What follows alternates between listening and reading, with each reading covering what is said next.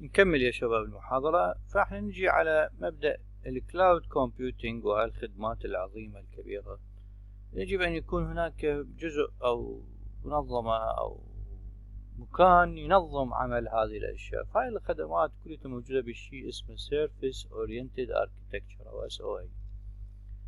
Service Oriented Architecture أو ال SOA هي شنو؟ is an excellent approach to build and deploy mission critical application. حلو. إذن هي عبارة عن approach ممتاز جدا يستخدم لبناء وتوظيف بعض التطبيقات اللي هي ضمن الميشن كريتيكال، يعني شيء احنا نطلبه ضمن مهمة معينة. It benefits of increased agility and decreased costs are already being achieved by companies around the world. إذن ايش تستفاد؟ أول شيء زيادة الagility، والagile أو الagility هي عملية التكرارية للوصول إلى الهدف المنشود، إلى الأوبتيمال.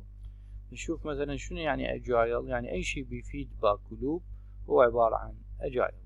أيضا الشيء المهم الآخر هو decrease cost.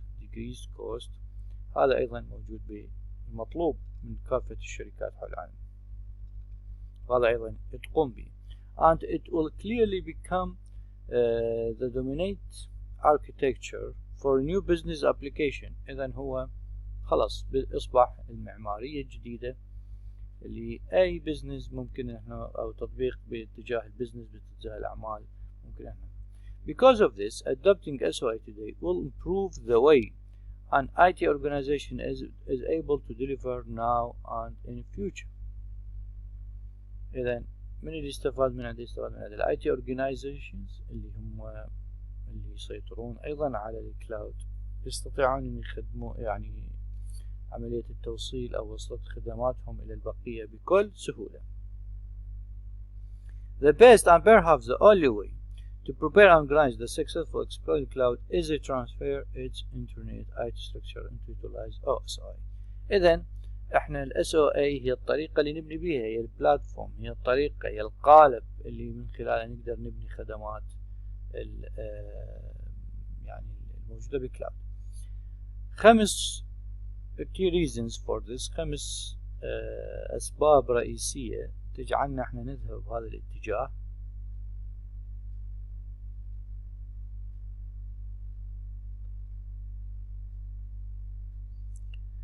السبب الأول هو accessibility.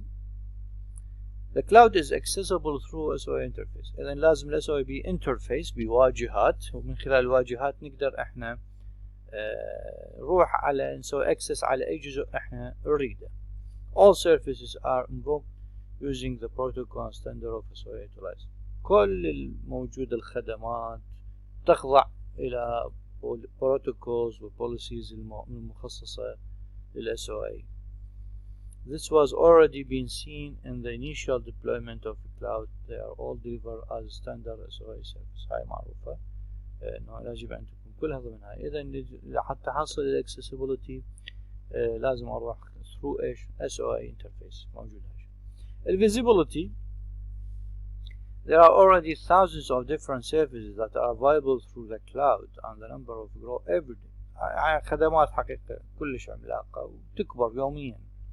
This is good news because it's become more likely that the process of organization to deploy already has a service written availability through the cloud. إذا هسه أني شنو معنى ال availability؟ ال availability معناها أن وجود الخدمة متوفرة ولا لا. فأنا هسه من أريد أي خدمة موجودة، مثلا بموبايل تطبيق ردت أشوف تطبيق معين، تطبيق اقتصادي، تطبيق ديني، أو تطبيق اجتماعي، فأبحث بالكيوردز وألقى هذا الشيء موجود، فتلقى أعداد كبيرة من التطبيقات موجودة، وهذا هي يعني توفر لك الخدمة. فإحنا عندنا عدة أسئلة. أول سؤال يعني لازم نبني عليه هو how does the organization find the one it need؟ يعني شلون تقدر تأخذ الجزء اللي هي تريده. نفس الوقت لازم احنا نجي نشوف organizations have already يعني encounter this issue and address it. يعني لازم احنا نجي نشوف شلون تقدر تحصل الخدمة اللي هي ببالها او اللي هي تريدها. فاذا هذه عملية availability انه شلون نوفر الخدمة. بالنسبة extensibility, it's great to be able to find services in cloud and be able to access them, but there will be many cases where our organization cannot find the service that exactly meet its needs. يعني انت هسه كشركة او كشخص ردت خدمة معينة ولقيت عدة تطبيقات، بس هاي التطبيقات ما وفرت لك الشيء اللي انت تريده بالضبط. It may need to put multi-services together. هاي الشيء اضطرنا احنا مرات نضطر نسوي عدة تطبيقات وكل تطبيق يشتغل لنا جزء نريده وبالتالي نجمع، وبالتالي هذا طبعا يسوي لنا اكيد time to time critical need to modify operational service. هاي يعني اكيد تحتاج لنا عملية الخدمة. How will that be possible? Cloud service can be modified and customized using SOA techniques, so organization will want to utilize the same architecture in their الكلاود او SOA. ايش راح يسوي؟ راح يجمع هاي الخدمات يمه، مو يمك انت كيوزر، يجمع لك اياها هاي التطبيقات فيوفر لك خدمة متكاملة. انت بعد ما لك علاقة انت شلون تصير عملية الإدارة تصير من خلال SOA، فهو يجمع هاي الخدمات ويعطيك اياها بشكل جاهز كأنه تطبيق جديد يحتوي على كل اللي انت رايده. هاي الفكرة الرئيسية.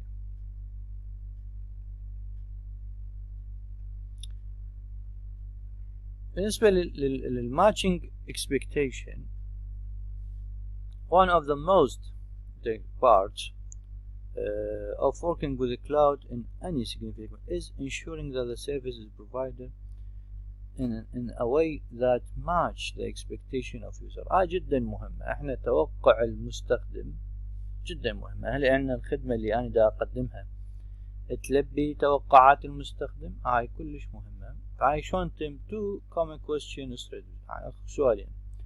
When is the service available? شو وقت هاي الخدمة راح تتوفر؟ What type of response time does the service deliver? ايش قد تحتاج وقت حتى توصل؟ يعني شو وقت تتوفر؟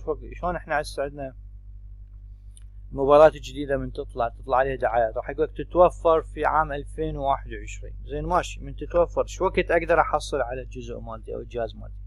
كأنه هالشكل الفكرة. فبنقول احنا خدمة هتتوفر بالشهر الكذا، اوكي هاي وين؟ زين انا شو وقت اقدر احصلها؟ ايضا يعطيك اياها بهذا الشكل. It is critical that both sides understand and agree upon the answers of these many more questions. أكيد أكون. What is the escalation procedure if there is an issue with the service؟ يعني احنا هسه مثلا عندنا أسئلة أخرى إضافية هم توفر لي نفس المبدأ. فشنو البروسيجر إذا صار أكو error؟ What is the change processor لما نريد أغير شو يصير؟ What is the enhancement request processor من التحديث ايش راح يصير؟ How frequent can service be called؟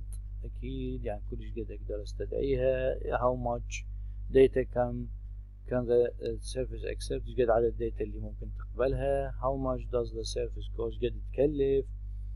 فأي misunderstanding بين هاي الخدمات راح يسوي لنا مشكلة أكيد. فعمود يحلون هاي المشاكل طلعوا شيء اسمه agreement أو contract، عقد. هذا العقد ينبني بين ال SOA وبين اليوزر، بين البروفايدر واليوزر بتنفيذ ال SOA policies، يعني القوانين ال SOA. فالكونتراكت شو يقول له؟ يقول لي إلك واللي عليك، أنت كيوزر شنو إلك وشنو عليك وشنو المطلوب منك إلى آخره. فهذا الكونتراكت هو يوفر لي كل الريسبونسبيلتيز مع كل طرف، يعني كل طرف شنو المسؤوليات اللي يعطي البروفايدر يجهزني خدمة، اليوزر أيضا يستخدم هاي الخدمة وفق شروط معينة. فهذا الكونتراكت هو جدا مهم.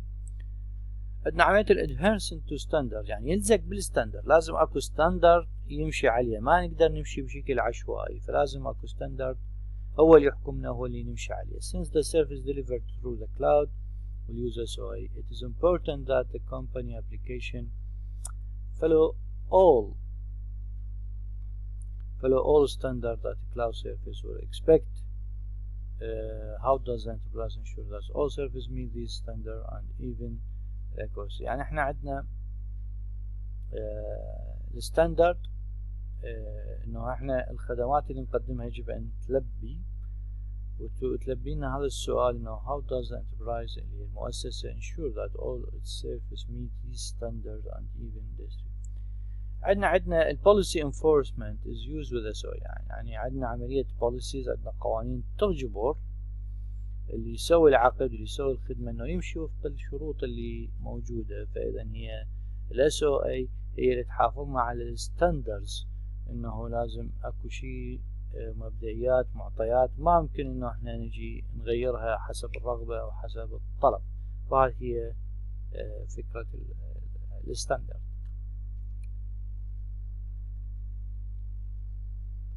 هذه هي فكرة الستاندرد وشون احنا نقدر نبني من خلالها الخدمات. حتى نبدي مع ال SOA it is important to realize that the tool and technology alone cannot deliver the value of SOA. The cloud business process skills and approaches are even more important. يعني احنا مو بس التولز اللي نحتاجها، لا السكيلز business process approaches كلش مهمة أيضا. مثلا for SOS to be success CIOS must put in place the policies and procedures that will control the SOA environment as soon as SOA has passed out the proof concept. فهنا عندنا عملية الكنترول يونت، وحدة السيطرة، لازم تجي تتأكد انه ال SOA ورا ما طلعت من عملية ورا ما مرت passed out the proof concepts تتأكد كلام صحيح انه هي موجودة وتشتغل بشكل صحيح وسليم.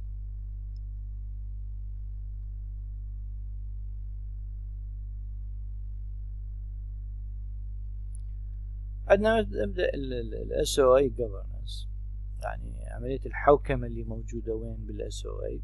While most organizations are using SOA service in the same way, few today are following method and best practice on all services. This is a mistake. Large part of SOA value comes from reuse and open standards. This cannot be achieved without consistent procedure of policies. يعني عملية الحوكمة وعملية السيطرة، وإنه إحنا شلون نقدر من الاعتقاد السائد إنه بأيام قليلة نقدر نفك كل الأشياء ونقدم الخدمات بشكل ممتاز، ولكن هذا ليس بالضرورة إنه يكون الصحيح. فأكو policies، أكو قوانين تحكمنا من خلالها نقدر نعرف إحنا وين بدنا نشتغل بالضبط، أو شنو اللي الخدمات اللي تقدم لنا صحيحة ولا غلط. مثل ايش؟ مثل proposing and developing new service، تقدم وتقترح خدمات جديدة. modifying existing service، الخدمات القديمة تطورها. تقاعد أو تطلع من الخدمة وبعدين ينتهي اللايف سايكل مالتها. exposing service to third parties، تقدم خدمات لأطراف أخرى. publishing and finding service، الخدمات اللي موجودة تلقاها وبعدين تنشرها. تعيد استخدام الخدمات. monitoring the progress of SOA، يعني راقب عملية التطور اللي موجود بالعمل. determine the value of SOA، وكذلك نقيم ال SOA تقييم منطقي. لهنا نتوقف ونكمل إن شاء الله على الأسبوع القادم. شكرا جزيلا.